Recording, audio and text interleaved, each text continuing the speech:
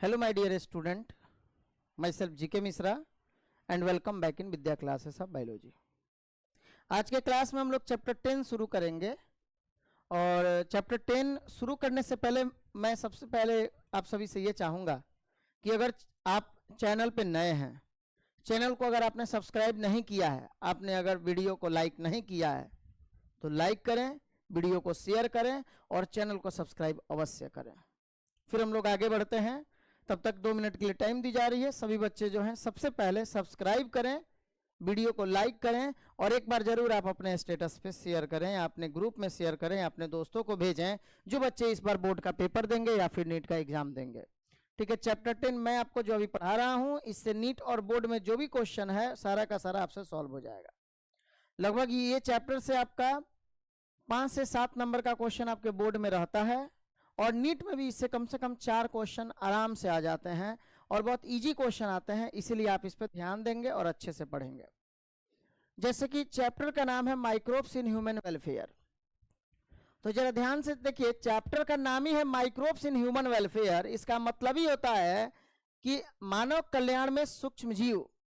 Microbes in human welfare का मतलब होता है मानव कल्याण में सूक्ष्म जीव, और मानव कल्याण में सूक्ष्मजीव का मतलब होता है कि मानव के लिए सूक्ष्मजीव किस प्रकार से कल्याणकारी हैं, यानी कि लाभप्रद हैं, फायदेमंद हैं, बस उसके बारे में हम लोग को चर्चा करना है।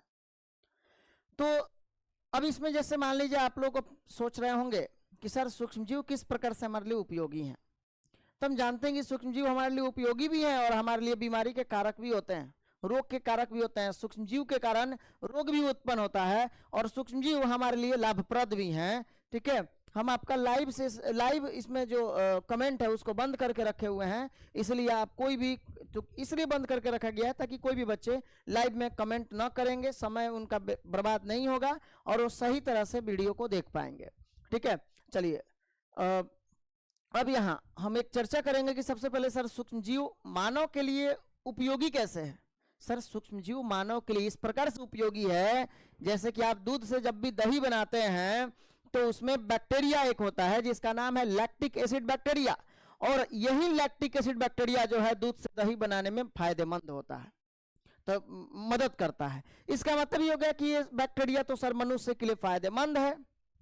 अच्छा, उसी तरह आप इकोलाई बैक्टीरिया का नाम सुने होंगे, इसेरेसिया कोलाई जिसका पूरा नाम है, और ये मानव के आंत में रहता है। मानव के आंत में रहकर, आहार नाल में रहकर वहां विटामिन ई तथा के का निर्माण करता है, और अगर भोजन के माध्यम से आने वाले कोई भी पैथोजन है तो उनको मारने का भी काम करता है, रोकने का काम करता है। तो ये हमारे लिए फायदेमंद हो गया, सूक्ष्मजीव है पर हमारे लिए फायदेमंद हो गया। सर एक दो और एग्जाम्पल की बात किया जाए, सूक्ष्मजीव किस प्रकार से हमारे लिए फायदेमंद है। अभी तक तो हम ये पढ़ रहे थे कि हमारे लिए हानिकारक ही हैं, जैसे कि अभी बीमारी, तरह तरह की बीमारियां जो फैल रही है ये सूक्ष्मजीवों के कारण हो रहा है। लेकिन अभी हम लोग यहाँ पे चर्चा कर रहे हैं कि सूक्ष्मजीव आज हमारे लिए फायदेमंद भी हैं।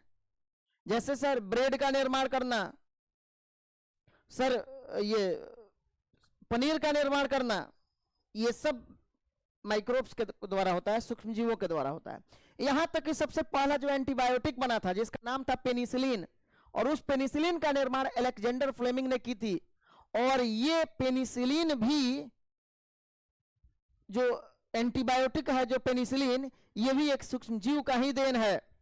सूक्ष्मजीव, सबसे पहला सूक्ष्मजीव था वो फंजाई जिसका नाम था पेनिसिलियम नोटेटम, और उसी पेनिसिलियम नोटेटम नामक कवक के नाम के आधार पर इस एंटीबायोटिक का नाम पेनिसिलिन रखा गया। पेनिसिलिन नामक एंटीबायोटिक की खोज अलेक्जेंडर फ्लेमिंग ने की थी, और हम लोग सारी चर्चा जो है इस चैप्टर में करेंगे। यहाँ जो आपको माइक्रोब्स इन ह्यूमन वेलफेयर आप पढ़ने वाले हैं, तो चैप्टर का नाम आपको यहाँ दिख रहा होगा, microbes in human welfare. Microbes in human welfare, ठीक है। चलिए एक बार फिर मैं आपको ये बात कहूंगा कि अगर आप चैनल को सब्सक्राइब नहीं किए हैं तो प्लीज सब्सक्राइब कर लें, वीडियो को लाइक करें और शेयर करना ना भूलें। फिर हम लोग आगे बढ़ते हैं। Sir microbes in human welfare का मतलब क्या हुआ, मानव कल्याण में सूक्ष्मजीव। आप हेडिंग डालेंगे माइक्रोब्स इन ह्यूमन वेलफेयर, यानी मानव कल्याण में सूक्ष्मजीव।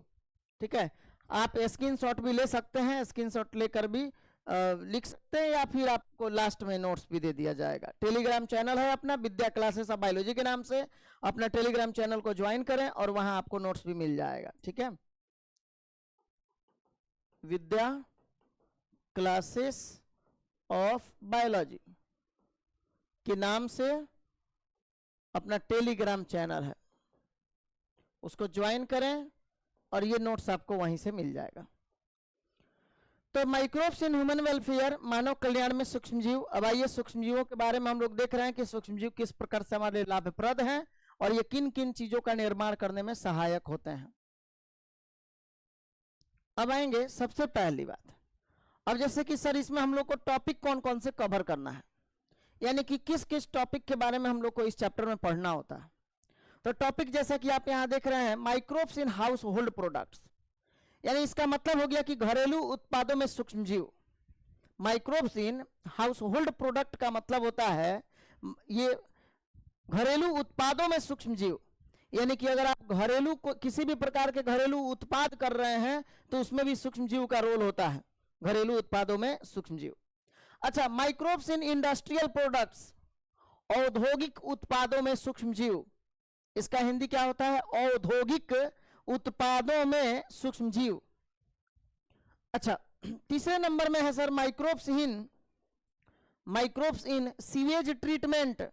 सीवेज का मतलब होता है वाहित मल, यानी वाहित मल के ट्रीटमेंट यानी उपचार। वाहित मल होता है अपने घरों से निकलने वाले जो भी कचड़े हैं उन सभी का जो निपटान होता है, जो कचड़े का उपचार होता है, कचरा का जो निपटान होता है, वाहित मल के निपटान में या उपचार में सूक्ष्मजीव का क्या रोल है। सर ये microbes in biogas production, biogas का नाम आप सुने होइएगा जिसको मीथेन गैस कहते हैं, और ये भी एक बायोगैस के कारण ही उत्पन्न होता है, जिस बायोगैस का नाम है ये मिथेनोजेन। मिथेनोजेन नामक एक ऐसा बैक्टीरिया है, मिथेनोजेन नामक एक ऐसा बैक्टीरिया है जो बैक्टीरिया किसमें रहता है, ये बैक्टीरिया जैसे जुगाली करने वाले जंतुओं के आंतों में पाए जाते हैं, और जुगाली करने वाले जंतुओं के आंतों में ये रहकर वहां मीथेन गैस को उत्पन्न करते हैं। तो यानी कि मीथेन गैस जिसको बायोगैस हम लोग कहते हैं CH4, सर ये उत्पन्न कहां से होता है, तो एक सूक्ष्मजीव के द्वारा उत्पन्न हो रहा है जिसका नाम है मिथेनोजेन। अच्छा, microbes as bio control agent, bio control agent का मतलब होता है जैव नियंत्रक कारक के रूप में, जैव नियंत्रण कारक के रूप में भी ये कार्य करते हैं। जैव नियंत्रण कारक बोलने का मतलब हुआ वैसे कीड़े मकोड़े जो हमारे लिए, वैसे कीट, छोटे छोटे जीव जो हमारे लिए लाभप्रद नहीं है, जो हमें हमारे फसलों को ये बर्बाद कर रहे हैं, उनके लिए भी सूक्ष्मजीव है जो रोकता है उन्हें। और उसके बाद है माइक्रोब्स एज बायो फर्टिलाइजर, और जैव उर्वरक के रूप में भी सूक्ष्मजीव का योगदान है। ठीक है, तो इसको जरा आप लोग पहले एक बार नोट कर लीजिए। चलिए इसे पहले नोट कीजिए, एक आदमी फोन करके परेशान किया है। अच्छा, माइक्रोब्स एज बायो फर्टिलाइजर, मैं इसके बारे में बताया क्या, यानी जैव उर्वरक के रूप में सूक्ष्मजीव, यानी कि जैव उर्वरक क्षमता को बढ़ाने के लिए भी सूक्ष्मजीव का बहुत भारी योगदान है। तो इसको पहले आप लोग एक बार नोट कर लें। ठीक है, चलिए तो ये हो गया कि टॉपिक कौन कौन सा कवर्ड है। टोटल 6 टॉपिक है इसमें, और 6 टॉपिक छोटे छोटे टॉपिक हैं, बस आसानी से ये चैप्टर आपका खत्म हो जाएगा। इसीलिए आप इसको लगभग 4 लेक्चर समझ लीजिए, या फिर हम थोड़ा लेक्चर इसका छोटा बना दें अगर, ताकि आपको पढ़ने में आसानी हो जाए, तो 5 लेक्चर में ये कंप्लीट हो जाएगा। 5 लेक्चर 5 दिन का वीडियो देखिएगा, आपका ये कंप्लीट हो जाएगा चैप्टर। ठीक है, और अच्छा चैप्टर है, इस पर ध्यान देंगे। चलिए बाबू, अब अभी भी अगर सब्सक्राइब नहीं किया तो सब्सक्राइब करें, वीडियो को लाइक करें, और वीडियो के एंड में एक कमेंट अवश्य करें, कमेंट बॉक्स में कमेंट अवश्य करें कि आपको ये क्लास कैसा लगा। अब आइए भाई, यहाँ सबसे पहले sir microbes in household product. Microbes in household product का मतलब होता है घरेलू उत्पाद में सूक्ष्मजीव। अब घरेलू उत्पाद में सूक्ष्मजीव का मतलब होता है कि हमारे घर पे जो उत्पादन किया जाता है, जैसे कि हम पनीर का उत्पादन करते हैं, जैसे हम दही का उत्पादन करते हैं, इन सभी चीजों में सूक्ष्मजीव का योगदान होता है।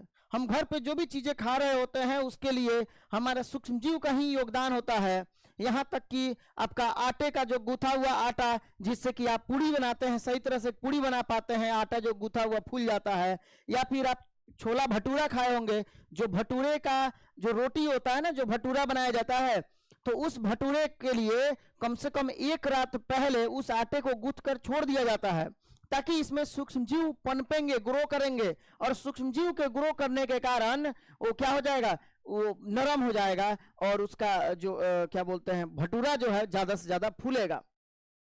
आप कभी अगर लड़कियों को ये पता होगा कि घर में आटे को रात में गूंथ कर अगर छोड़ देती हैं तो उस आटे से जब सुबह में रोटी या फिर पूड़ी बनाती हैं तो पूड़ी फूलता अच्छा है और बहुत नरम पूड़ी होता है।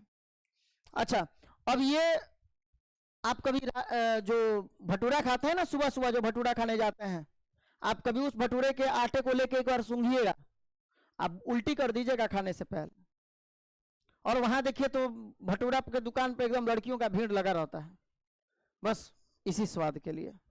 अच्छा, इस तरह से अगर मान लीजिए देखा जाए तो यानी कि भटूरा में क्या होता है सर, सूक्ष्मजीव पनपा है और उसके आटे को फुला दिया, आटा और नरम कर दिया, ये सूक्ष्मजीव का योगदान होता है। और ऐसे भी सुबह सुबह देखते हैं रात में गूंथ के रखता है, वो सुबह सुबह थोड़ी गूंथता है। आप सुबह में कभी एग्जाम देने गए होंगे तो अक्सर देखे होइएगा भटूरा का दुकान, छोला भटूरा का जो भी दुकान है, सुबह में उठा और फिर पूड़ी निकाला, बेलना शुरू कर दिया, बस उसको ब्रश करने की जरूरत नहीं होती है, गुटखा फाड़ा मुंह में डाला, मुंह भी चल रहा है इधर बेलना भी चल रहा है। उसी में बात करते करते आपको रोटी देने गया, पता चला थोड़ा सा निकाल दिया साइड से, गिरा गया उसी में अपना, समझ रहे हैं? तो यही होता है। तो इसलिए बाहर में जो भी चीजें जो भी लोग खा रहे होते हैं, बाहर की कोई भी चीजों से खाने से बचें। और इस चैप्टर में आपको इसके बारे में अच्छे तरह से बताया जाएगा, सूक्ष्मजीव के बारे में आपको पूरा सूक्ष्मजीव के बारे में ही पढ़ना है कि उससे हम लोगों को क्या क्या फायदे हैं, लेकिन यहाँ फायदे के बारे में पढ़ना है। वो 8 चैप्टर आपको जो चैप्टर पढ़ाया जाएगा 7 चैप्टर, उसमें ये मिलेगा माइक ह्यूमन हेल्थ एंड डिजीज में, उसमें सूक्ष्मजीव के कारण हमें बीमारी उत्पन्न होता है वो पढ़िएगा। पर यहाँ सूक्ष्मजीव हमारे लिए फायदेमंद हैं, मानव के कल्याण के लिए सूक्ष्मजीव का होना जरूरी है, उसके बारे में यहाँ पढ़ना है। तो सबसे पहला टॉपिक आप लोग नोट करेंगे, पहला टॉपिक यहाँ नोट करिए sir, microbes in household products. तो microbes in household product का मतलब होता है कि घरेलू उत्पादों में सूक्ष्मजीव, घरेलू उत्पाद में सूक्ष्मजीव, हेडिंग डालिए। और एक एक करके फिर हम लोग पूरे टॉपिक को कवर करेंगे। अब आइए बच्चों, लिख लिए होंगे आप लोग, अगर लिखने में दिक्कत होगी तो वीडियो को रोक दीजिएगा तब लिख लीजिएगा।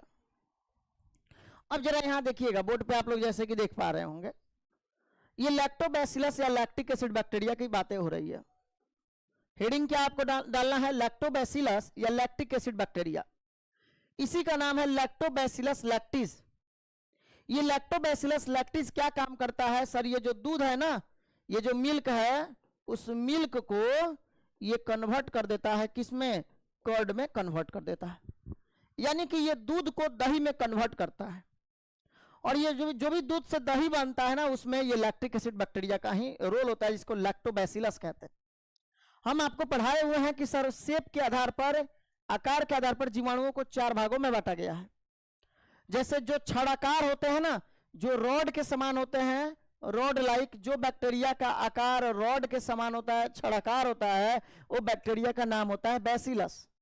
जिस बैक्टीरिया का आकार जो है छड़ के समान होता है उसका नाम है बैसिलस। जिस बैक्टीरिया का आकार गोलाकार होता है ना, उसका नाम है कोकस। जिस बैक्टीरिया का आकार सर्पिलाकार होता है, सांप के आकार का होता है, या आपके स्पाइरल जो कॉपी है आपका उसके आकार का होता है, उसको स्पाइरिलम कहा जाता है। बस समझ में आया? अच्छा, और उसके बाद एक और बच गया, जिस बैक्टीरिया का आकार कॉमा के आकार का होता है, जो आप कॉमा लगाते हैं ना, तो जिस बैक्टीरिया का आकार कॉमा के आकार का होता है उस बैक्टीरिया को हम लोग विब्रियम कहते हैं। ठीक है, अब आइए पहले यहां समझते हैं कि सर ये किस प्रकार से कार्यरत होता है। लैक्टिक एसिड बैक्टीरिया क्या करता है, तो सबसे पहली बात कि सर इट कन्वर्ट, देखेंगे ये क्या करता है sir, it converts milk to curd, ये दूध को दही में रूपांतरित कर देता है। ये क्या करता है सर, यह दूध को दही में कन्वर्ट कर देता है बाय प्रोड्यूसिंग एसिड। ये क्या चीज को उत्पन्न करके, एसिड को उत्पन्न करके। कौन से एसिड को, लैक्टिक एसिड को उत्पन्न करके। ये क्या करता है, दूध से दही जो बनता है ये लैक्टिक एसिड बैक्टीरिया बनाने का काम करता है, लैक्टिक एसिड बैक्टीरिया। तो लैक्टिक एसिड बैक्टीरिया क्या करता है सर, ये सबसे पहले दूध को दही में कन्वर्ट करने के लिए ये क्या करता है, सबसे पहले प्रोड्यूस करता है इसमें एसिड को, लैक्टिक एसिड जिसका नाम है। और ये लैक्टिक एसिड क्या करता है, डेट जो कोगुलेट, यानी कि इसे जमा देता है, थक्का बना देता है, जमा देता है, कोगुलेट कर देता है। एंड पार्शियली डाइजेस्ट और आंशिक रूप से पाचन कर देता है, तोड़ देता है किसको? द मिल्क प्रोटीन, यानी मिल्क में पाए जाने वाले जो प्रोटीन होते हैं जिसको हम मिल्क प्रोटीन कहते हैं, उस मिल्क प्रोटीन को आंशिक रूप से तोड़ देता है। मिल्क प्रोटीन को आंशिक रूप से उसका पाचन करता है, यानी कि मिल्क प्रोटीन का आंशिक रूप से पाचन होता है, थोड़ा पाचन होगा और तब जाकर दूध जो है दही में कन्वर्ट होगा। और ये सब करने के लिए लैक्टिक एसिड बैक्टीरिया यानी लैक्टोबैसिलस लैक्टिस क्या करता है? तो सर दूध में ये लैक्टिक एसिड को उत्पन्न करता है। जैसे ही आप जोरन डालते हैं, जोरन समझ रहे हैं ना, यानी कि दही का अवशेष भाग, दही का बचा हुआ थोड़ा सा भाग जो आप मिलाते हैं दूध में, तो मिलाते ही दूध क्या होता है कि सर ये जमना शुरू करता है। कैसे जमता है? तो उसमें लैक्टिक एसिड बैक्टीरिया होता है उस जोड़न में, और ये लैक्टिक एसिड बैक्टीरिया क्या करता है कि इस दूध को पहले जमा देता है, कोगुलेट करता है, एसिड पहले उत्पन्न करता है इसमें, इसके अंदर उत्पन्न करेगा एसिड को, और कौन सा एसिड? लैक्टिक एसिड को उत्पन्न करेगा, और ये लैक्टिक एसिड क्या करेगा सर? इस दूध को दही में कन्वर्ट कर देगा। ये बातें याद रखेंगे, घबराए नहीं, आपको हिंदी और इंग्लिश दोनों मिलेगा, ठीक है। अभी मैं आपको इंग्लिश में बता दिया, फिर हिंदी भी आपको मिलने वाला है, इससे थोड़ा जो है आपको समझ में भी आसानी से आ जाएगा, इसलिए मैं सोचा कि ऐसे ही आपको ऑनलाइन में बता दूं।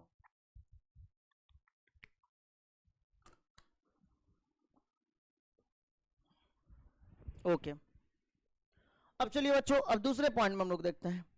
Fresh milk can be converted to curd. Fresh milk जो होता है ना, यानी कि साफ दूध जो होता है, can be converted to curd by adding some curd containing lactic acid bacteria.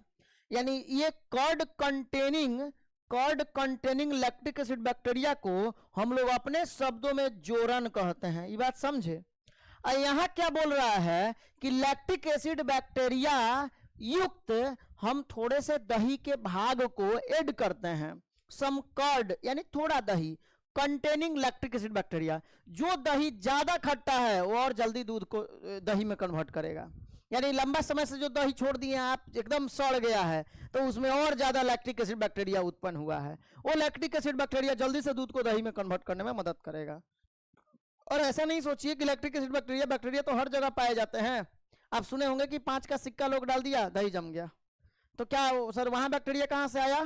Bacteria हर जगह होते हैं, सिक्के आपने डाला वहां पे बैक्टीरिया उत्पन्न हो गया, और इस प्रकार से वो एसिड उत्पन्न हुआ, और वो एसिड उत्पन्न होते ही दूध में जैसे ही सिक्का आता है एसिड उत्पन्न होता है, एसिड जो होता है लैक्टिक एसिड मिल्क को कर्ड में कन्वर्ट कर देता है।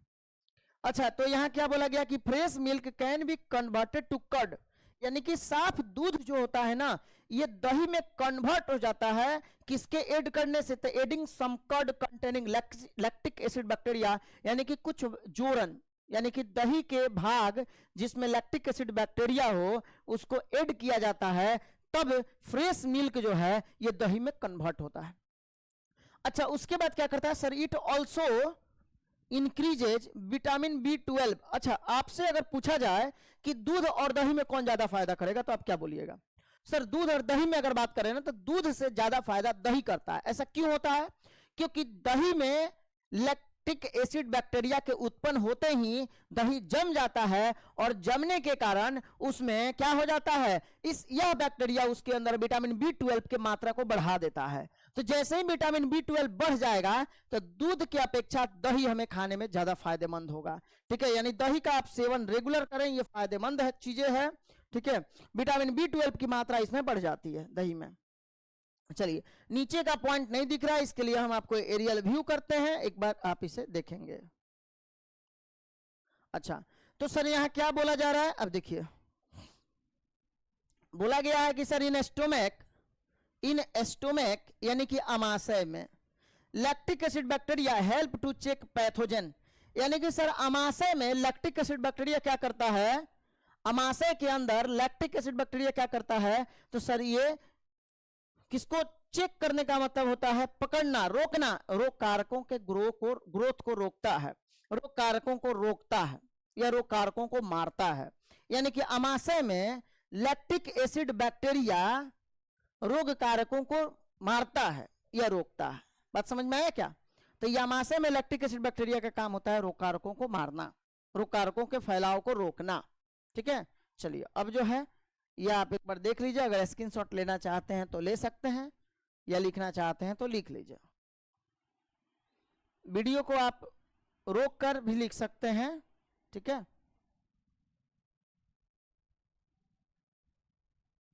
चलिए अब आते हैं भाई नेक्स्ट पॉइंट पे। फिर नेक्स्ट पॉइंट क्या है, कुछ नहीं, बस इसका जो अभी आप पढ़े हैं उसी का हिंदी है। नीचे वाला जो नहीं दिख रहा है उसका हम एरियल व्यू करके आपको दिखाते हैं, यानी घरेलू उत्पादों में सूक्ष्म जीव।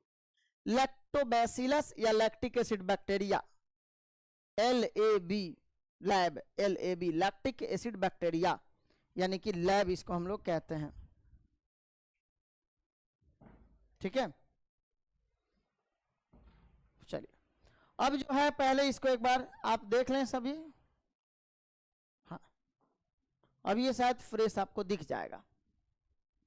तो यहाँ पे क्या बोला गया है, जो हम आपको समझाएं अभी, कि यह एसिड का उत्पादन करके दूध को दही में परिवर्तित करता है, जो दूध में पाए जाने वाले प्रोटीन को जमाता है और आंशिक रूप से पचाता है। जमा देगा और पचा देगा, यानी कि ये क्या करता है, दूध को दही में परिवर्तित करता है और दूध को ये क्या करता है, पचा देता है।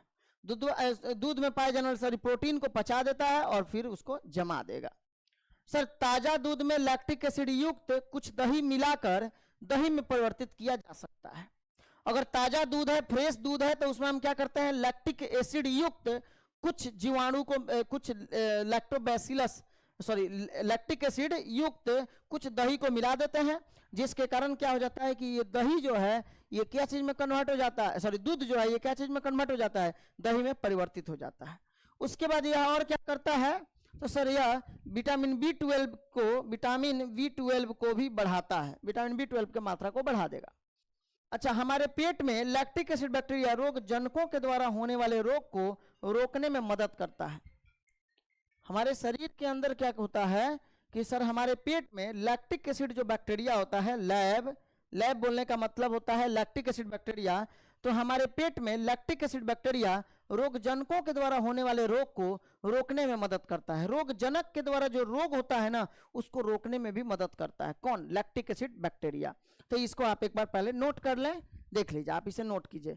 किसी को किसी भी प्रकार से समझने में दिक्कत हो तो बोलिएगा। ये चैप्टर बहुत आसान है, इसलिए हम सोचे हैं कि अगर इस तरीके से हम लोग चलते हैं तो थोड़ा जल्दी हो जाएगा और हमारी मेहनत भी कम हो जाएगी और आपको समझने में भी थोड़ा आसानी होगा।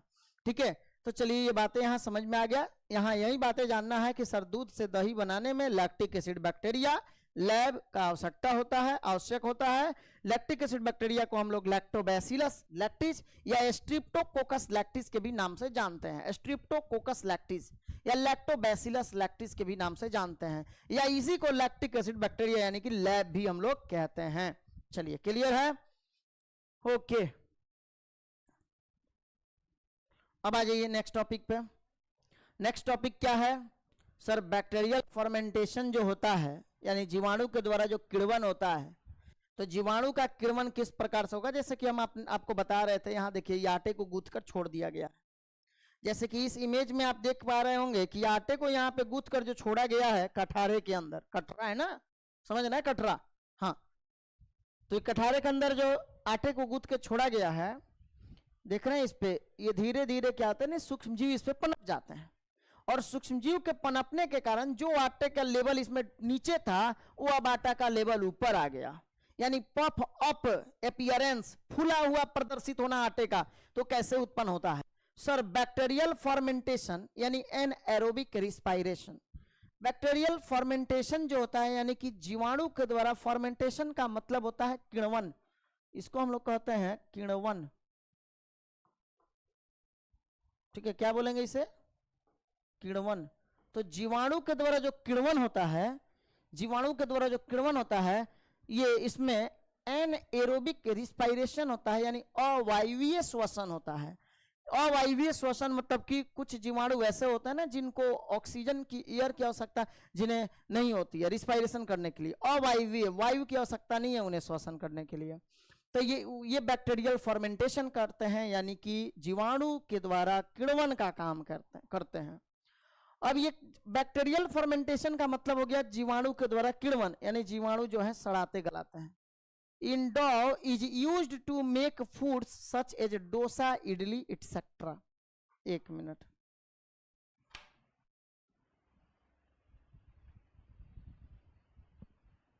तो अब देखिए जैसे कि क्या होता है, बैक्टीरियल फर्मेंटेशन जो होता है यानी कि जीवाणु के द्वारा जो किण्वन होता है,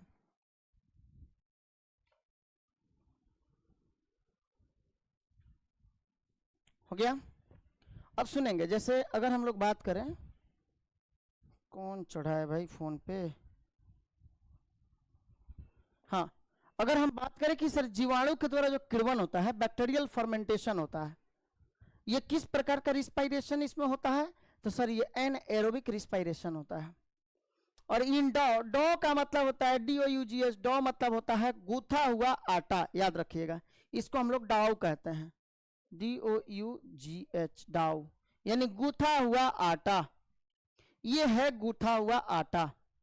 तो क्या बोला गया है कि सर गुथा हुआ आटा का उपयोग यूज टू मेक फूड, भोजन को बनाने में किया जाता है, जैसे कि डोसा, इडली इत्यादि। अब अगर आपसे कोई पूछेगा डोसा और इडली का निर्माण कौन से सूक्ष्मजीव के किण्वन, किण्वन ने सड़ाने गलाने से, किस सूक्ष्मजीव के सड़ाने गलाने से बनता है, तो जैसे कि ये आटा गुथा हुआ है, इस आटे को जैसे आप इसे ऐसे गूंथ के रखिएगा, एक रात के लिए जब आप छोड़िएगा तो ये हमें ऐसा प्रदर्शित होता है।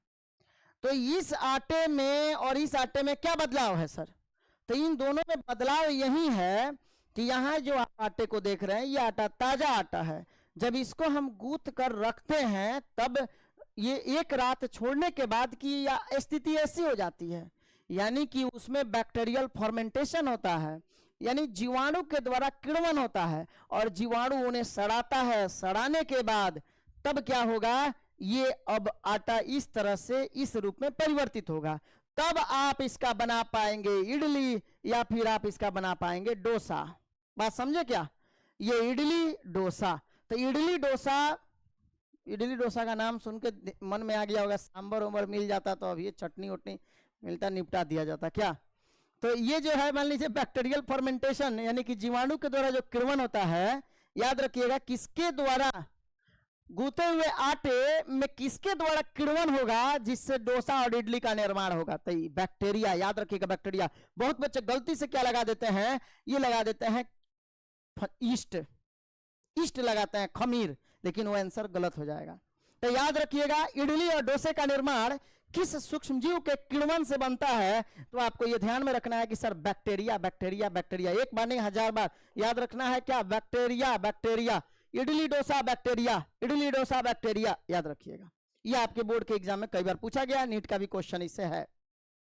अब सुनिए, अब दूसरा लाइन देखिए sir, puffed up appearance, puffed up मतलब होता है फूलना, इस आटे को वैसे गूंथ के रात भर के लिए रखा गया, सुबह में ऐसा हो गया। अब ये मत कहिएगा सर इसका ये कटहरा दूसरा है और ये कटहरा दूसरा है, अरे हम आपको बता रहे हैं, ये समझाने के लिए बोल रहे हैं। जैसे मान लीजिए कि एक रात के लिए आप इसको गूंथने के लिए छोड़े, गूंथे आप इसको आप जब गूंथ कर छोड़ते हैं तो कुछ इस प्रकार से ये ऊपर की तरफ फूल जाता है, यहाँ फूला हुआ हमें प्रदर्शित नहीं होता है। या आप जैसे इस आटे को अभी गूंथ कर रखे हुए हैं, ऐसे मोड़ कर रखे हुए हैं, क्या आप रात में देखिए, रात में रख दीजिए गूंथ के, सुबह देखिए ऐसा दिखाई देगा।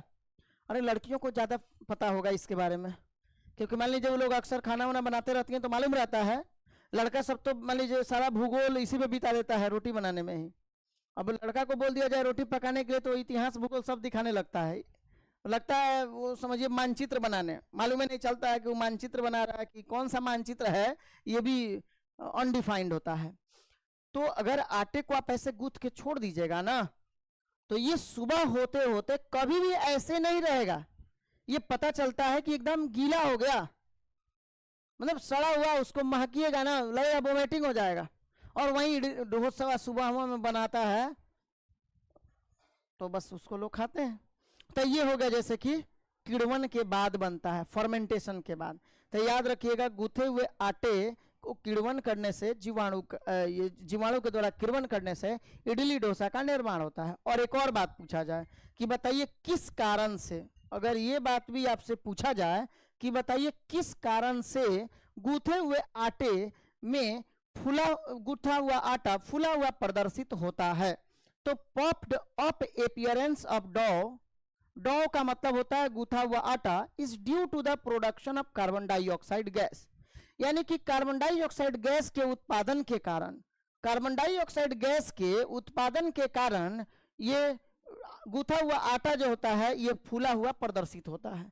गूथा हुआ आटा फूला हुआ जो प्रदर्शित होता है किसके कारण? कार्बन डाइऑक्साइड के उत्पादन के कारण। चलिए अब हम आपको यहाँ पे हिंदी में एक बार दिखा देते हैं ताकि आपको ये और बेहतर तरीके से समझ में आ सके। चलिए अब यहाँ देखेंगे बाबू वही बातें हैं, बस इसको हिंदी में यहाँ बताया गया है कि आटे में बैक्टीरियल किण्वन का उपयोग डोसा, इडली आदि जैसे खाद्य पदार्थों को बनाने के लिए किया जाता है। आटे में बैक्टीरियल किण्वन, आटे में जो बैक्टीरियल किण्वन होता है यानी जीवाणु के द्वारा जो किण्वन फर्मेंटेशन होता है, इसका उपयोग डोसा और इडली इत्यादि जैसे खाद्य पदार्थों को बनाने के लिए किया जाता है। अगला है आटा फूला हुआ दिखने का कारण कार्बन डाइऑक्साइड गैस का उत्पादन होता है। जब आप इस आटे को गूंथ के छोड़ दीजिएगा ना तो इसमें कार्बन डाइऑक्साइड का उत्पादन होने लगता है, कार्बन डाइऑक्साइड बढ़ जाता है। और कार्बन डाइऑक्साइड के बढ़ने के कारण अब क्या होगा? तो सर ये आटा अब फूला हुआ नजर आएगा। ठीक है, चलिए बच्चों अब आगे बढ़े, नेक्स्ट पॉइंट पे आते हैं। चलिए इसको नोट कर लीजिएगा आप लोग। अब आइए, अब यहाँ ईस्ट की बातें होगी। बैक्टीरिया की बातें इडली डोसा में था। इडली डोसा का निर्माण बैक्टीरिया, और सांबर का निर्माण बस अपने से बनता है भाई। हाँ, अब सांबर में मत कह दीजिएगा फिर सड़ाया वड़ाया गलाया जाता है, नहीं, बस पिसाई किया जाता है। ठीक है, अच्छा अब आइए भाई ईस्ट की बातें अब हो रही है, यानी कि अब बात होगी खमीर की। खमीर क्या है sir? It is a fungi. East क्या है? ईस्ट क्या है? तो सर ये एक फंजाई है। कौन सा फंजाई है सर? ये यूनिसेलुलर फंजाई है। यूनिसेलुलर का मतलब क्या होता है? एक कोशिकीय कवक है। ये एक कोशिकीय कवक है। इस पृथ्वी पर जितना भी कवक है ना सब बहुकोशिकीय है। किसको छोड़कर? बस ईस्ट को छोड़कर। तो ईस्ट जो होता है याद रखिएगा सर ये एक कोशिकीय कवक होता है, यानी कि ऐसा कवक है जो एक ही कोशिका के मिलने से बना होता है। ठीक है, अच्छा यहाँ देखिएगा आप जरा, दिया गया है बेकर्स ईस्ट। बेकर ईस्ट जो होता है, बेकर ईस्ट, जिसको हम सैक्रोमाइसिस सेरेवेसी के नाम से जानते हैं। बेकर्स ईस्ट याद रखेंगे, एक मिलेगा आपको अभी बेकर्स ईस्ट, इसके बाद जो मिलने वाला है उसका नाम है ब्रेवर ईस्ट। अभी मिल रहा है बेकर्स ईस्ट, इसके बाद मिलेगा ब्रेवर ईस्ट। ब्रेवर ईस्ट बेवड़े लोगों के लिए होता है। बेवड़ा मतलब सर बेवरेजेज, यानी कि पेय पदार्थ के निर्माण के लिए होता है। तब ब्रेवर ईस्ट का उपयोग बेवरेजेज यानी पेय पदार्थ जैसे कि रम, विस्की, अल्कोहल, ये सब जो होता है ना, शराब, ये सब का निर्माण में ब्रेवर ईस्ट का काम होता है। और ये आपको यहाँ ब्रेड के निर्माण में ये बेकर्स ईस्ट का योगदान होता है। अब जरा इसको आइए समझते हैं। यहाँ सर बेकर्स ईस्ट को बोलते हैं सैक्रोमाइसिस सेरेवेसी, सैक्रोमाइसिस सेरेवेसी, और it is used to make bread by fermenting dough. ये भी क्या करता है कि ये भी गूथे हुए आटे को या फिर आटे को जब कवक के द्वारा फर्मेंटेशन कराया जाता है, यानी कवक के द्वारा जब सड़ाया जाता है तब इस ब्रेड का निर्माण होता है। तब ब्रेड का निर्माण कैसे हुआ है सर? ये डॉ बोलने का मतलब हो गया गूथा हुआ आटा, यानी आटे को, गूथे हुए आटे को जब हम किण्वित कराते हैं किसके द्वारा? ईस्ट के द्वारा।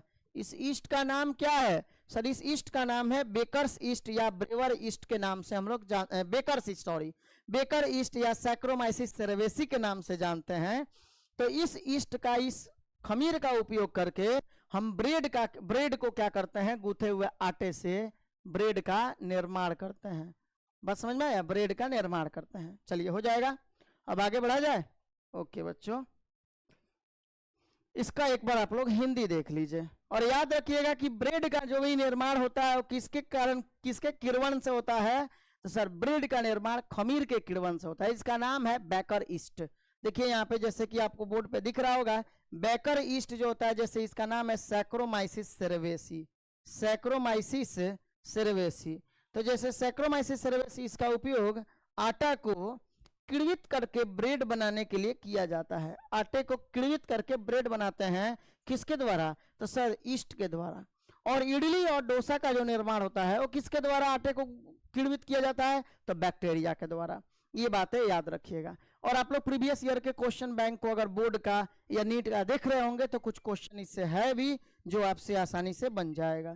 ठीक है, चलिए अब इसका नेक्स्ट टॉपिक पे हम लोग आते हैं बच्चों। अब हमारा जो टॉपिक है यहाँ देखिए, अब बढ़िया वाला टॉपिक है। अब ब्रेवर ईस्ट की बात होगी। अभी बेकर ईस्ट था। बेकर ईस्ट का काम होता है जैसे कि ब्रेड का निर्माण करने में, यहाँ है ब्रेवर ईस्ट। बात समझ में आया? ब्रेवर ईस्ट का काम है। बस एक मिनट रुक जाइए।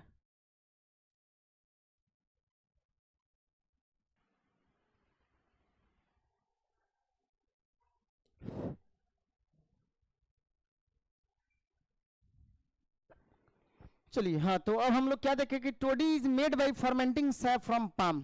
क्या बोला गया है? अब टोडी का जो निर्माण होता है, टोडी दक्षिण भारत का, ये टोडी जो आप देख रहे हैं ये है टोडी, इसका नाम है टोडी। ठीक है, और टोडी दक्षिण भारत का एक फेमस, जैसे हम लोग के तरफ में किस प्रकार से फेमस कोनकाट सिरप हुआ है ना जी, हाँ, फ्रूटी हुआ, कोनकाट सिरप, फ्रूटी, सब नाम सुने होइएगा।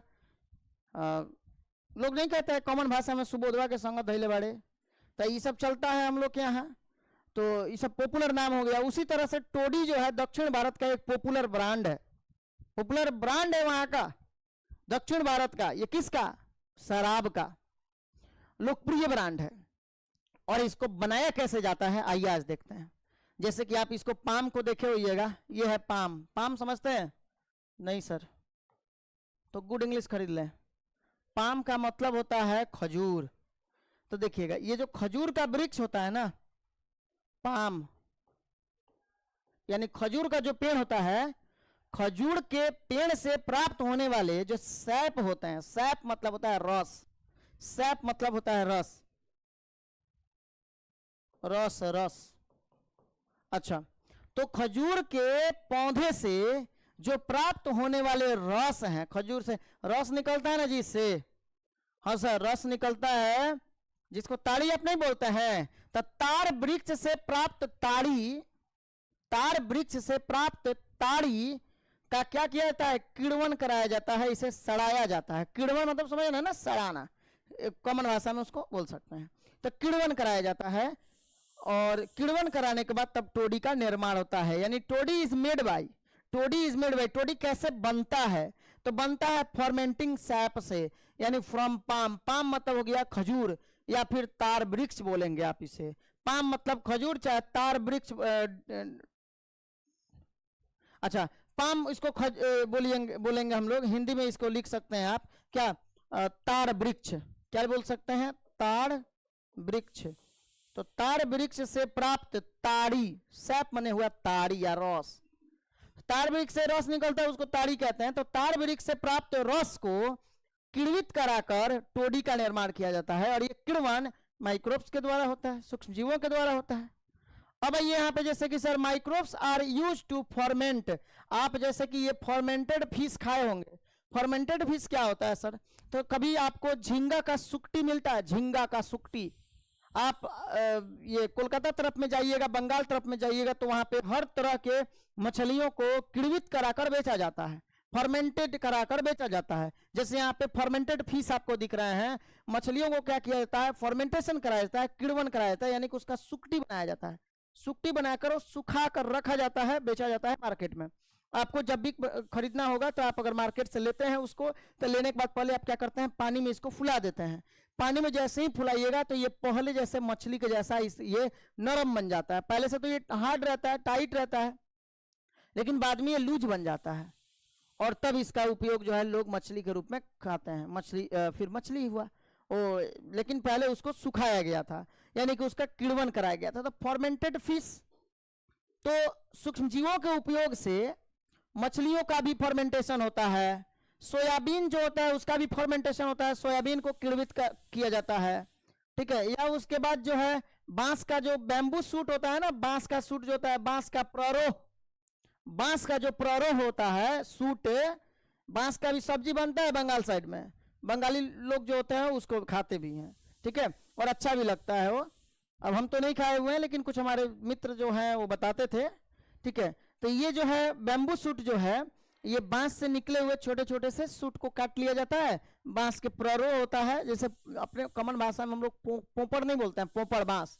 तो उस पोपड़ बांस में से समझिए कि नरम नरम काट कर निकाल लिया जाता है और उसको छिलकर उसको फर्मेंटेड करके उस तरह से सुखा दिया जाता है। जब भी बनाना होगा गर्म पानी में उसको फुला दीजिए या एक रात फुला दीजिए, फिर आप बनाना शुरू कर दे सकते हैं इसका। अब देखिए, तो माइक्रोब्स का उपयोग करके हम मछलियों का किण्वन करते हैं, सोयाबीन का किण्वन करते हैं, बांस के प्ररोह का किण्वन करते हैं, बैम्बू सूट का, और इसके साथ ही साथ हम लोग क्या करते हैं, पनीर का भी निर्माण करते हैं सूक्ष्मजीव का उपयोग करके। यहाँ तक कि सूक्ष्मजीव के उपयोग से हम चीज मतलब हो गया पनीर का भी निर्माण करते हैं। ठीक है, आप पहले इसको एक बार देख लीजिए। कोई डाउट हो तो फिर आप लास्ट में कमेंट बॉक्स में जरूर लिखेंगे। ठीक है, दर्शक हम ये कोशिश करेंगे कि आपको किसी भी प्रकार का डाउट नहीं रहना चाहिए। चलिए बच्चों, अब आते हैं नेक्स्ट बातें, इसका हिंदी में एक बार देख लिया जाए। हिंदी में यही बातें है कि टोडी तार वृक्ष से प्राप्त रस किण्वित करके बनाई जाती है। तार वृक्ष से प्राप्त रस को किण्वित करके बनाई जाती है टोडी क्या है, तो सर दक्षिण भारत का एक क्या बोलते हैं, लोकप्रिय शराब है। ठीक है, यानी कि लोगों के बीच जो है ये ज्यादा, सबसे ज्यादा चलता है वहां। अच्छा सर, सूक्ष्मजीवों का उपयोग मछली, सोयाबीन और बांस प्ररोह को किण्वित करने और चीज यानी पनीर के निर्माण के लिए भी किया जाता है। ठीक है, चलिए यहां से हिंदी आप देख लेंगे, इसको नोट कर लीजिएगा। वीडियो को रोककर आप लिख सकते हैं। आगे बढ़े। चलिए सर, अब आते हैं नेक्स्ट टॉपिक पे हम लोग। हाँ, अगला हमारा टॉपिक है जैसे कि चीज का निर्माण। अब यहाँ पे पनीर के निर्माण के लिए हम लोग देखेंगे जैसे कि चीज का निर्माण किस प्रकार से होता है। तो चीज के निर्माण जो अभी बताए ना हम, पनीर का निर्माण भी इसके द्वारा होता है, यानी कि इन सूक्ष्मजीवों के द्वारा पनीर का भी निर्माण होता है। तो स्विस चीज के द्वारा किस प्रकार से पनीर का निर्माण होगा, अभी इसको जरा एक बार समझ लीजिएगा। क्या बोला गया कि जैसे पनीर दो तरह के हैं, एक स्विस चीज है, एक रोकीफोर्ट चीज है। स्विस चीज है और रोकीफोर्ट चीज है। जैसे कि यहाँ पे हम थोड़ा सा, आपको नीचे दिखाई नहीं दे रहा है, इसको ऊपर कर दिया जाए। चलिए अब जरा देखिए, अब ये क्लियर दिख जाएगा। अब क्या बोला गया है, जैसे Swiss cheese has large whole. Swiss cheese जो होता है ना, उसमें एक बड़ी सी होल होती है। होल का मतलब होता है छिद्र। तो स्विस पनीर में एक बड़ा सा छिद्र होता है, ये हो गया स्विस पनीर। इधर रोकीफोर्ट चीज हो गया। अच्छा, स्विस पनीर में जो होल होता है, छिद्र जो हो जाता है, वो किसके कारण होता है, कार्बन डाइऑक्साइड के उत्पादन, due to production of carbon dioxide. अच्छा, ये कार्बन डाइऑक्साइड का उत्पादन किसके द्वारा हुआ है, तो एक बैक्टीरिया होता है जिसका नाम है प्रोपियोनिबैक्टीरियम सार्मेनाई। याद रखिएगा, क्या नाम है भाई उस बैक्टीरिया का, स्विस चीज का निर्माण। एक स्विस चीज कैसे बनता है, तो सर स्विस चीज जो होता है ना, यानी पनीर जो होता है, स्विस पनीर, तो स्विस पनीर में एक बड़ी सी होल हो जाती है, छिद्र हो जाती है, और ये छिद्र एक जीवाणु के द्वारा उत्पन्न कार्बन डाइऑक्साइड के निकलने से होता है। और वो जीवाणु का नाम क्या है, प्रोपियोनिबैक्टीरियम सार्मेनाई। यह एक तरह का जीवाणु है, जैसे कि आपको बोर्ड पे यहाँ दिखाई दे रहा है। तो स्विस पनीर में एक बड़ी सी छिद्र हो जाती है, किसके कारण, तब sir production of carbon dioxide, यानी कार्बन डाइऑक्साइड के उत्पादन के कारण ऐसा छिद्र होता है। ठीक है, और ये बाई प्रोपियोनिबैक्टीरियम, किस बैक्टीरिया कारण, तो यहाँ जैसे कि आप देख रहे होंगे प्रोपियोनिबैक्टीरियम पूरा नाम है प्रोपियोनिबैक्टीरियम सार्मेनाई। और इसी के द्वारा क्या होता है, कार्बन डाइऑक्साइड का उत्पादन होता है, और यही कार्बन डाइऑक्साइड के कारण इस स्विस पनीर में, स्विस चीज में एक बड़ी सी होल हो जाती है, छिद्र हो जाती है। अब हम लोग यहाँ पे देखेंगे जैसे कि रोकीफोर्ट चीज के बारे में। रोकीफोर्ट चीज, अब देखिए इधर रोकीफोर्ट चीज हो गया। रोकीफोर्ट चीज is ripened bye growing fungus, जैसे पेनिसिलियम रोकीफोर्टी ऑन देम। अच्छा, रोकीफोर्ट चीज कैसे तैयार होता है, तो रोकीफोर्ट चीज तैयार होता है सर ये एक फंगस के कारण, एक फंजाई के कारण, यानी कि कवक के कारण, जिस कवक का नाम है पेनिसिलियम रोकीफोर्टी। याद रखिएगा, इसलिए इस चीज का नाम हो गया रोकीफोर्ट चीज। अच्छा देखिए क्या बोला गया, जैसे पनीर का निर्माण भी सूक्ष्मजीवों के द्वारा ही होता है। तो सूक्ष्मजीव की मदद से ही पनीर का भी निर्माण होता है। जैसे अगर स्विस पनीर का कोई नाम ले तो सर स्विस पनीर किस बैक्टीरिया के कारण कैसे बनता है, तो सर बैक्टीरिया के कारण। स्विस पनीर बैक्टीरिया के कारण तैयार होता है। रोकीफर्ट चीज ये फंगस के कारण यानी फंजाई के कारण उत्पन्न होता है। तो स्विस पनीर कौन से फंजाई के कारण उत्पन्न होता है, तो स्विस पनीर जो है ये सॉरी कौन से बैक्टीरिया के द्वारा उत्पन्न होता है, तो प्रोपियोनी बैक्टीरियम सार्मेनाई के कारण। उसमें क्या होता है कि प्रोपियोनी बैक्टीरियम सार्मेनाई कार्बन डाइऑक्साइड का उत्पादन करता है, जिसके कारण ये स्विस पनीर में एक लंबी सी होल हो जाती है और तब ये जाकर पनीर तैयार होता है। रोकीफर्ट चीज की अगर बात करें तो ये तैयार होता है is ripened by growing a fungus, एक फंगस के द्वारा, फंगस के ग्रो करने से ये पूरा बनता है, तैयार होता है, जिस फंगस का नाम है पेनिसिलियम रोकीफर्टी। ठीक है, पेनिसिलियम रोकीफर्टी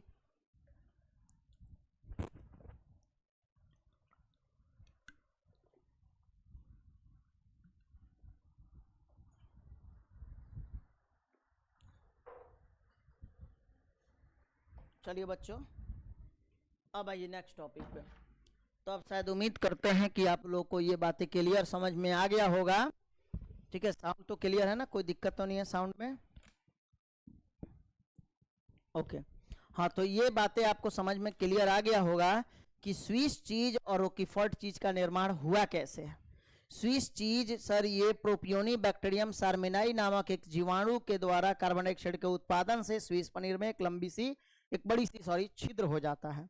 रोकीफर्ट चीज तैयार तब होता है जब इसके ऊपर एक फंगस यानी कि एक कवक जिसका नाम है पेनिसिलियम रोकीफर्टी, जब ये ग्रो करता है तब रोकीफर्ट चीज परिपक्व होता है, तैयार होता है। इसका एक बार हिंदी आप लोग देख लीजिए। चलिए अब सुनिएगा क्या बोला गया है, ये कैसे तैयार होते हैं, अब जरा ध्यान से सुनेंगे। हाँ, यहां बोला गया है कि सर ये स्विस पनीर में प्रोपियोनी बैक्टीरियम सार्मेनाई एक जीवाणु द्वारा कार्बन डाइऑक्साइड के उत्पादन के कारण बड़े छिद्र हो जाते हैं, बड़े छिद्र या छेद हो जाते हैं, ये हम आप लोग को बता चुके हैं। अच्छा, रोकीफर्ट पनीर एक विशेष प्रकार के कवक पेनिसिलियम रोकीफर्टी के वृद्धि होने से परिपक्व होते हैं। ठीक है, समझ में आया क्या? कोई डाउट तो नहीं है ना इसमें किसी को?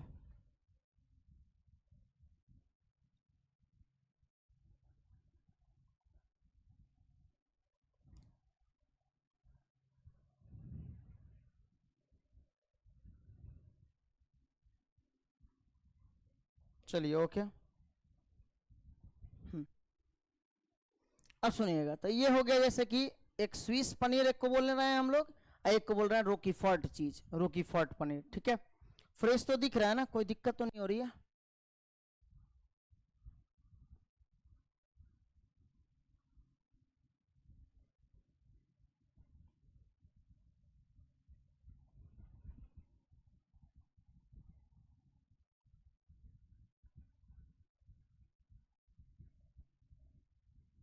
चलिए अब हो गया शायद। हाँ, अब उसके बाद हम लोग आगे बढ़ते हैं। ये पनीर की बातें हो गई, स्विस पनीर और रोकीफर्ट पनीर, ये बातें ध्यान में रखिएगा। अब यहाँ माइक्रोब्स इन इंडस्ट्रियल प्रोडक्ट्स के बारे में हम लोग को पढ़ना है। माइक्रोब्स इन इंडस्ट्रियल प्रोडक्ट बोलने का मतलब होता है औद्योगिक उत्पादों में सूक्ष्मजीव, यानी औद्योगिक उत्पाद जैसे बोलने का मतलब होता है कि हमारे हमारे लिए आवश्यक जो भी औद्योगिक पदार्थ हैं, जो बड़े पैमाने पर जिसको उत्पादन किया जाता है, उसके निर्माण के लिए सूक्ष्मजीव का क्या योगदान है, ये हमारा टॉपिक नंबर 2 है।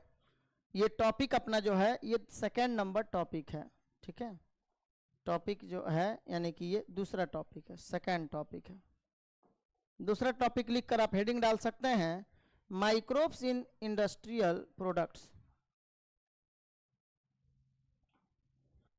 ठीक है, माइक्रोब्स इन इंडस्ट्रियल प्रोडक्ट्स, तो इसको एक बार पहले हेडिंग डाल दीजिए।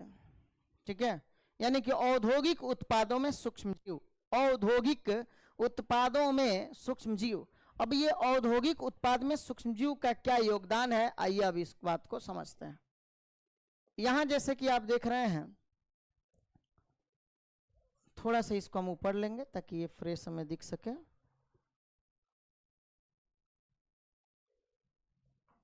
हाँ, देखिएगा क्या बोला गया है कि sir production of beverages, beverages मतलब होता है पेय पदार्थ जैसे अल्कोहल, रम, विस्की, या फिर सर अगर एंटीबायोटिक का उत्पादन करना आप चाहते हैं जैसे पेनिसिलिन, अच्छा et cetera, on an industrial scale यानी बड़े पैमाने पर। इंडस्ट्रियल, कभी भी इंडस्ट्री में कोई भी इंडस्ट्रियल वर्क छोटे पैमाने पर नहीं होता है, बड़ा पैमाने पर होता है। छोटे पैमाने पे करना है तब तो घर पे आप खुद से उत्पादन कर सकते हैं, लेकिन बड़े पैमाने पे करना है यानी उसके लिए औद्योगिक उत्पाद होता है। तो बोला गया है कि अगर आपको जैसे बेवरेजेज यानी पेय पदार्थ के निर्माण के लिए या एंटीबायोटिक के निर्माण के लिए अगर आपको ये अगर क्या बोला गया है कि इंडस्ट्रियल स्केल पर, इंडस्ट्रियल स्केल मतलब कि बड़े पैमाने पर अगर आप चाहते हैं कि पेय पदार्थ चाहे एंटीबायोटिक का उत्पादन करना, तो उसके लिए आपको अधिक मात्रा में require growing microbes in very large vessels यानी कि बहुत बड़े बर्तन चाहिए उसके लिए। वेसल्स शब्द का मतलब होता है बर्तन, समझ लीजिए, जैसे कि बड़े बड़े हमारे पास में वेसल्स चाहिए, वेसल्स, ठीक है, जिसको हम लोग फर्मेंटर कहते हैं। फर्मेंटर का मतलब हो गया भाई, आपको सबसे पहले सुनिएगा, आप जानते हैं कि सूक्ष्मजीव के द्वारा किण्वित करके ही हम लोग किसी चीज को उत्पादन कर रहे हैं। जैसे अगर एंटीबायोटिक को आप उत्पादन कर रहे हैं तो एंटीबायोटिक जैसे सबसे पहला एंटीबायोटिक जो फंजाई से बना था उसका नाम था पेनिसिलिन। तो पेनिसिलिन को आप अगर ज्यादा मात्रा में ग्रो करना चाहते हैं, बहुत अधिक मात्रा में ग्रो करना चाहते हैं, तो उसके लिए आपको चाहिए, बड़े पैमाने पर अगर उत्पादन करना चाहते हैं तो उसके लिए आपको चाहिए कि एक वेसल्स भी हमारे पास में, बहुत बड़ा बर्तन भी चाहिए, बड़ा सा डब्बा चाहिए जिसके अंदर हम इसको क्या करें, सूक्ष्म जीवों के द्वारा किण्वित कराएं, यानी किण्वक, हमें फर्मेंटर, किण्वक जो है हमें बड़ा सा चाहिए। पूछा जाएगा फर्मेंटर क्या है, तो आप क्या बोलिएगा कि सर बड़े पैमाने पर ये पेय पदार्थ अथवा एंटीबायोटिक के उत्पादन के लिए हम सूक्ष्मजीवों को ग्रो करने के लिए बड़े पैमाने पर, पहले तो बड़े पैमाने पर जब भी आपको पेय पदार्थ या एंटीबायोटिक का उत्पादन करना होगा तो उसके लिए आपको सूक्ष्मजीव भी बहुत बड़े पैमाने पर पहले उत्पन्न करना होगा। ये बात क्लियर है ना?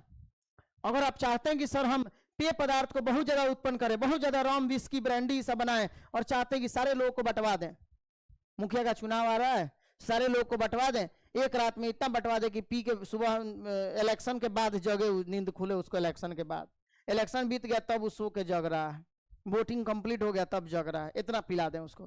तो उसके लिए हमें क्या चाहिए भाई कि सर हमें बहुत बड़े मात्रा में अगर पेय पदार्थ को उत्पादन करना है, गांव में बंटवाना है, तो उसके लिए हमें क्या करना होगा कि पहले तो सर इस पेय पदार्थ के उत्पादन में जिस सूक्ष्मजीव की आवश्यकता है, पहले हमें सूक्ष्मजीव को बहुत अधिक मात्रा में ग्रो करना होगा। और जब भी आप अगर सूक्ष्मजीव को अधिक मात्रा में ग्रो करिएगा तो वो सूक्ष्मजीव क्या होंगे, उस सूक्ष्मजीव को बड़े मात्रा में अगर ग्रो करना है तो उसको ग्रो करने के लिए हमें चाहिए बड़ा सा बर्तन, यानी बड़ा सा ऐसा फर्मेंटर, किण्वक, जिसके अंदर हम सूक्ष्मजीव को ग्रो करेंगे। इसी सूक्ष्मजीव के द्वारा हम अधिक से अधिक मात्रा में क्या उत्पन्न करेंगे, पेय पदार्थ को उत्पन्न करेंगे, चाहे एंटीबायोटिक उत्पादन करेंगे। समझ में आया? अब आइए यहाँ पे इसका हिंदी देख लीजिए, किण्वक किसे कहा जाता है, यानी कि फर्मेंटर क्या है।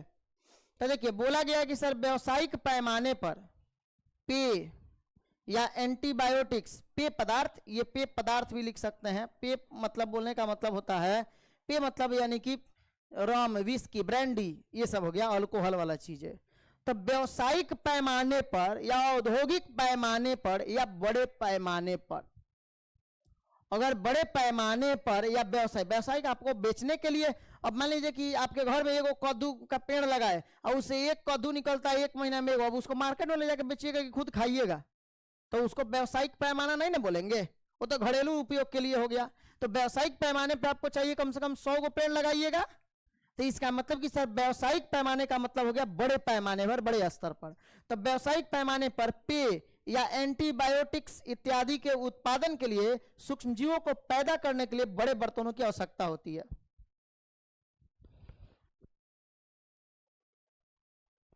हाँ सॉरी, क्या बोला गया है कि व्यावसायिक पैमाने पर पेय पदार्थ या फिर एंटीबायोटिक आदि के उत्पादन के लिए सूक्ष्मजीवों को पैदा करने के लिए बड़े बर्तनों, यानी सूक्ष्मजीवों को उत्पन्न करने के लिए बड़े बर्तनों की आवश्यकता होती है, जिसे हम किण्वक कहते हैं याद रखिएगा। किण्वक क्या है?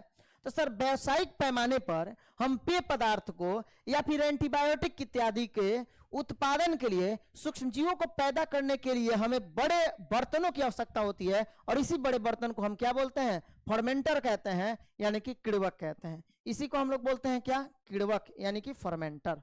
समझ में आया क्या? चलिए अब इसको जरा आप नोट करेंगे, ठीक है। तो ये हो गया फर्मेंटर यानी कि किण्वक। किण्वक क्या है? तो सर व्यावसायिक पैमाने पर पेय पदार्थ या एंटीबायोटिक इत्यादि के उत्पादन के लिए सूक्ष्मजीवों को पैदा करने के लिए बड़े बर्तनों की आवश्यकता होती है, बड़े बर्तनों की आवश्यकता होती है, जिसे हम किण्वक कहते हैं। क्लियर है? चलिए हो जाएगा, ओके। अब आते हैं भाई नेक्स्ट टॉपिक पे, ठीक है, इसको नोट कर लीजिएगा। अब सुनिएगा, अब यहां है फर्मेंटेड बेवरेजेज। अब स्टार्ट होता है हमें किण्वक कराना, किसका? पेय पदार्थ का। पेय पदार्थ जैसे कि रम, विस्की, ब्रांडी, इन सभी का।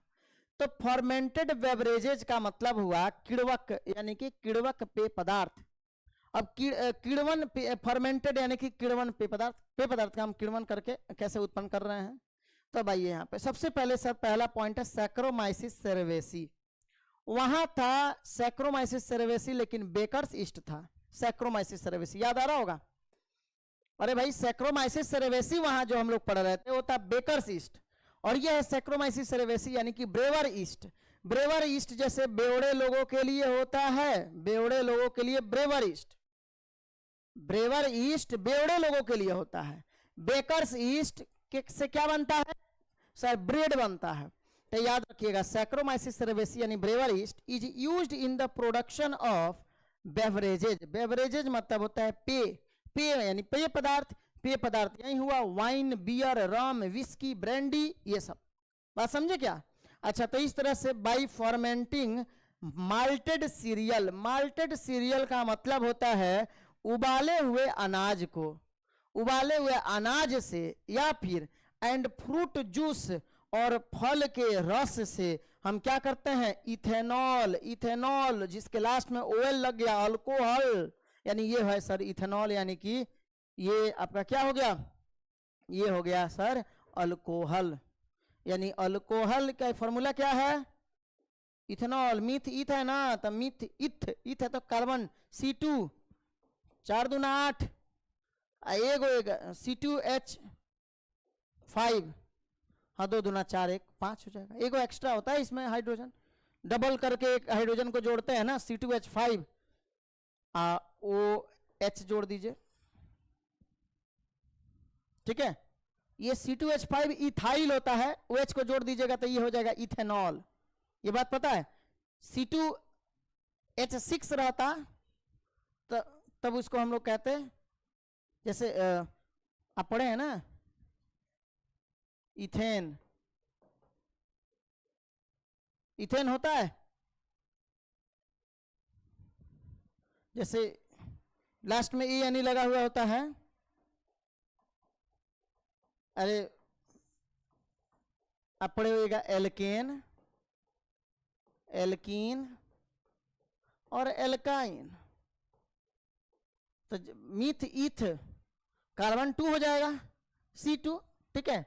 जैसे आप एल्केन में आप पढ़ते हैं ना मीथेन, इथेन, प्रोपेन, ब्यूटेन, तो इस तरह से इसमें हो जाएगा। अब ये यहां अगर आप C2H5 में इथेन में आ रहे हैं तो C2H5 हो जाएगा इथेन, तो C2 दुगुना करके 2 जोड़ते हैं तो 2 दूना 4, 2 6, तो C2H6 होता है इथेन का फॉर्मूला। इसमें OH को जोड़ना है तो इथाइल पहले बनाते हैं तब OH को जोड़ते हैं तो C2H5 OH हो जाता है, ठीक है। समझे क्या? यही चीजें हैं।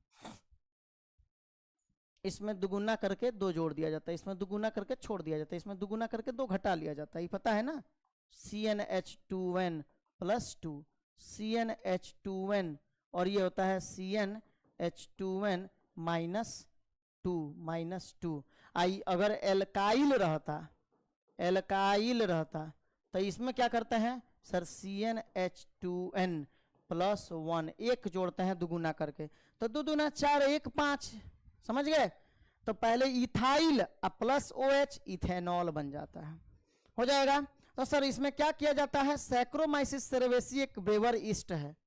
तो इस ब्रेवर ईस्ट का उपयोग करके हम क्या करते हैं, ब्रेवर ईस्ट का उपयोग करके हम क्या करेंगे, प्रोडक्शन करेंगे सर, पेय पदार्थ का प्रोडक्शन करते हैं, पेय पदार्थ का उत्पादन करते हैं। अब ये पेय पदार्थ का उत्पादन कैसे होता है, तो सर पेय पदार्थ के उत्पादन के लिए हम पहले माल्टेड सीरियल यानी हमारा जो अनाज है ना, पहले हम उसका बॉयल करते हैं, उबालते हैं, और उस उबाले हुए अनाज को तथा फल के रस को हम किण्वित कराते हैं। किसके द्वारा, तो सर बेकर्स ईस्ट के द्वारा, सॉरी ब्रेवर ईस्ट के द्वारा, ब्रेवर ईस्ट के द्वारा हम माल्टेड सीरियल को यानी अनाज को उबालकर और फल के रस को हम दोनों को एक साथ मिलाकर इन दोनों को किण्वित करते हैं, या इन दोनों को अलग अलग किण्वित करते हैं। और किण्वित करते हैं किसके द्वारा, तो ब्रेवर ईस्ट के द्वारा। और जैसे ही किण्वित करते हैं तो हमें उत्पादन होता है C2H5OH यानी इथेनॉल का उत्पादन होता है। और इथेनॉल क्या है, अल्कोहल है। ठीक है, अच्छा अब हम लोग क्या करेंगे, अब इसका डिस्टिलेशन करेंगे। सबसे पहले अगर आपको शराब बनाना, अब ये नहीं कि ये नियम जान गए तो आपसे शराब बनाना शुरू, ठीक है, तो उसके लिए आपको पहले लाना होगा ब्रेवर ईस्ट। चलिए मान लीजिए कि एक बार आपको बनाना ही है, हम आपको ईस्ट दे देते हैं, ब्रेवर ईस्ट। ब्रेवर ईस्ट जैसे मिल गया, आप कल शाम को क्लास आना बंद कर देंगे, काहे सर, पी के सोए रहेंगे। तब ब्रेवर ईस्ट जैसे ही आपको मिलेगा, आप इस ब्रेवर ईस्ट के द्वारा क्या करिएगा कि माल्टेड सीरियल जो अनाज है ना, एक तरह से आप इसको बोलते हैं अंकुरित अनाज, आप उस अनाज को क्या करिएगा और फल के रस को दोनों को पहले एक साथ मिलाकर सड़ाएंगे, किण्वित कराएंगे। किसके द्वारा किण्वित कराते हैं, तो सर ब्रेवर ईस्ट के द्वारा। किण्वित कराने से क्या उत्पन्न होता है, इथेनॉल यानी अल्कोहल बनकर तैयार हो जाता है। जैसे ही अल्कोहल बनकर तैयार हो गया, अब उस अल्कोहल का उपयोग आपको कैसे करना है, तो दो तरीके से। लोकल साइड में आप देखिएगा तब बिना आपको डिस्टिलेशन किए ऐसे ही मिल जाएगा, तो लोकल शराब हो गया। जैसे वाइन आप लेते हैं, जो शराब लेते हैं मुंह महकता है ना, या बियर मुंह से एक अलग प्रकार की सेंट आती है, जैसे आप शराब को लेते हैं, तो इसका मतलब क्या हुआ कि बस किण्वित करा के जो आपको दे दिया गया आप पी लिए डायरेक्ट, तो वो हो गया आपका वाइन और बियर। यानी याद रखिएगा कि सर वाइन और बियर, शराब और बियर का जो निर्माण होता है ये बिना डिस्टिलेशन से होता है, विदाउट डिस्टिलेशन। सर ये डिस्टिलेशन शब्द क्या है, तो डिस्टिलेशन का मतलब होता है कि जब लिक्विड को आसवन, इसको हिंदी में आसवन कहा जाता है। आसवन एक ऐसी विधि है ना, डिस्टिलेशन एक ऐसा विधि है जिसमें लिक्विड मटेरियल को हम क्या करते हैं कि उसको एक प्यूरिफाई किया जाता है, छाना जाता है, ये समझ लीजिए। तो डिस्टिलेशन का मतलब हुआ जब बिना आसवन प्रक्रिया के द्वारा, बिना डिस्टिलेशन के जब हम जिसका निर्माण करते हैं वो होता है शराब और बियर। यानी जो बना हम उसका डिस्टिलेशन नहीं किए, उसका आसवन नहीं किए, वैसे ही यूज कर रहे हैं, तो शराब और बियर होता है। लेकिन हमें आसवन करने के बाद मात्रा थोड़ी घट जाती है। जब मात्रा घट जाएगी तो महंगा, रेट उसका महंगा हो जाएगा, और ओरिजिनल प्रोडक्ट हो गया ना, उसको लेने के बाद आपको महसूस नहीं हुआ कि आप पिए हुए हैं। ठीक है, तो जैसे कि विस्की, ये थोड़ी महंगी चीजें हैं। और हाँ अब देखिए,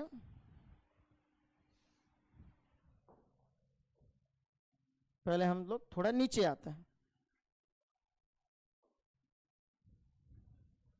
चलिए अब देखिए तो क्या बोला गया है यहाँ पे, जैसे कि सर अब विस्की, ब्रांडी, रम, गिन, अरेक इत्यादि, ये सब अलग अलग शराब का नाम है। ये सब बनता कैसे सर, ये बता दो कि बनता कैसे है, बस हम लोग भी बनाना शुरू कर देंगे। ये बनता कैसे है सर, ये बनता कैसे है, क्या यही तरीका है जो आपको बता दिया हमने, अंकुरित अनाज और फल के रस यानी फ्रूट जूस को किण्वित कराया जाएगा ब्रेवर ईस्ट के द्वारा, तब जाकर इथेनॉल उत्पन्न होगा। और ये इथेनॉल को अगर डिस्टिलेशन नहीं किया गया, आसवन उसका नहीं किया गया, यानी कि उसको फ्रेश नहीं किया गया, छाना उना नहीं गया, तो इसका मतलब हो गया कि उस लिक्विड को डायरेक्ट यूज कर लिए तो शराब बन जाएगा और वहीं बियर होगा, वहीं शराब है वहीं बियर बनेगा। उसी तरीके से कुछ उसमें मिलाकर बना दिया जाता है अलग अलग। अच्छा अगर विस्की की बात करें, विस्की, ब्रांडी, रम, गिन, अरेक, ये सब महंगे प्रोडक्ट होते हैं। और इन महंगे प्रोडक्ट का उत्पादन कैसे होता है, तब बाई डिस्टिलेशन ऑफ इथेनॉल, जो इथेनॉल फॉर्मेंटेड ब्रॉथ वही हुआ, यानी किण्वित जो रस होते हैं ना, या जो लिक्विड मटेरियल होते हैं, जो भी निकले हुए होते हैं यहाँ, जैसे इथेनॉल जैसे लिक्विड मटेरियल जो निकला हुआ है, उसका हम क्या करते हैं, तो सर उसका डिस्टिलेशन करते हैं। डिस्टिलेशन ऑफ फॉर्मेंटेड ब्रोथ, मतलब जो भी हम फॉर्मेंटेशन के बाद हमें जो किण्वित रस हमें प्राप्त हुआ था, तो उस किण्वित रस को यानी उस किण्वित द्रव्य को हम फिर से क्या करते हैं, उसका डिस्टिलेशन करते हैं, यानी कि आसवन प्रक्रिया के द्वारा इसे क्या करेंगे, लिक्विड मटेरियल के द्वारा हम इसे और प्यूरिफाई करते हैं, तब जाकर ये विस्की, ब्रांडी, रम, गिन और अरेक इत्यादि का निर्माण होता है। ठीक है, चलिए अब इसको जो है आप लोग एक बार नोट कर लें। हेलो बच्चों, अब आगे बढ़े। चलिए अब आते हैं आगे। अब यहाँ जैसे कि किण्वित पेय पदार्थ वही बातें हैं आपको। किण्वित पेय पदार्थ में जैसे कि माल्टेड सीरियल हुआ और ये फ्रूट का रस हुआ, ठीक है, फ्रूट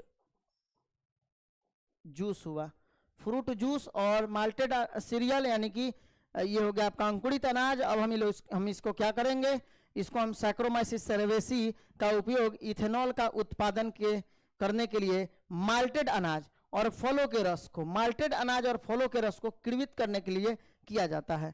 सैक्रोमाइसिस सेरेवेसी का उपयोग हम लोग इथेनॉल के उत्पादन के लिए करते हैं, लेकिन कैसे उत्पादन करते हैं, तो माल्टेड अनाज और फलों के रस को, अंकुरित अनाज या फिर आप बोल सकते हैं अनाज को, उबाले हुए अनाज को और फलों के रस को किण्वित करके तब हम लोग इथेनॉल को उत्पन्न करते हैं।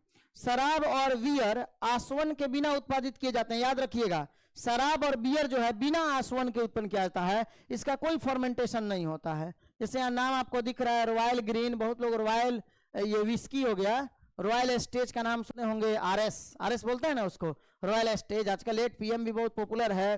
तो ये सब हो गया अलग अलग ब्रांड का नाम हुआ। अभी मत सोचिएगा कि सर इतना नाम आप क्यों याद रखे हैं, बस पढ़ाने के लिए याद रखना पड़ता है बाबू, बाकी ऐसा कोई बात नहीं है। हाँ, तो शराब और बियर आसवन के बिना उत्पादित किए जाते हैं। ठीक है, शराब और बियर जो हो गया, ये कैसे उत्पन्न किया जाता है, सर आसवन के बिना उत्पन्न किए जाते हैं। लेकिन विस्की, ब्रांडी, राम, जीन, अरैक इत्यादि किण्वित रस के, किण्वित रस वही हम आपको बोले हैं फॉर्मेंटेड ब्रोथ, किण्वित रस किसको कहते हैं, सर किण्वित कराने के बाद जो रस हमें प्राप्त होता है ना, जिसको हम इथेनॉल कह रहे थे, अब इसी इथेनॉलवा को जब हम आसवन के द्वारा, यानी कि जब हम उसका फॉर्मेंटेशन, जब उसका हम क्या करा दे, यानी कि सर उसका जब आसवन प्रक्रिया के द्वारा आसवन जब उसका कराते हैं, तब उसके बाद क्या उत्पन्न होता है, तो सर तब उत्पन्न होता है ये सब विस्की, ब्रांडी, रम, जीन, अरैक इत्यादि। बात समझ में आया। तो बिना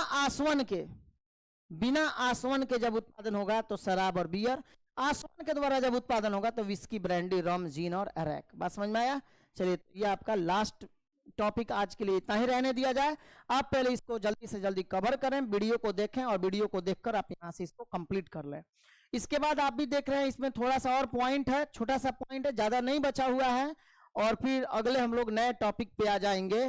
ठीक है, तीसरे नंबर टॉपिक पे आ जाएंगे, और चौथे पांचवें टॉपिक सब छोटे छोटे टॉपिक हैं। एक तीसरा टॉपिक है थोड़ा सा बड़ा, बाकी जो है समझिए कि आप इसमें 5 लेक्चर में आप इसको खत्म आसानी से कर लीजिएगा। और उसके बाद जो है हम एक लेक्चर में इसका क्वेश्चन लेकर आएंगे, ऑब्जेक्टिव का और सब्जेक्टिव का, ऐसा ही आपका ये कंप्लीट भी हो जाएगा। तो चलिए अब वीडियो के लास्ट तक जो भी बच्चे बने हुए थे बहुत बहुत धन्यवाद। लेकिन वीडियो देखने के बाद आपसे बस इतना ही रिक्वेस्ट है कि आप कमेंट बॉक्स में जाकर और अपनी राय से पूरे कमेंट को भर दें। ठीक है, बस इतना ही आपसे चाहते हैं। और वीडियो को लाइक अगर आपने नहीं किया तो वीडियो को लाइक करें, और इस वीडियो को एक बार जरूर शेयर जरूर करें, फेसबुक पर, व्हाट्सएप पर, इंस्टाग्राम, जहां भी हो सके वहां जरूर शेयर करें। Okay, thank you.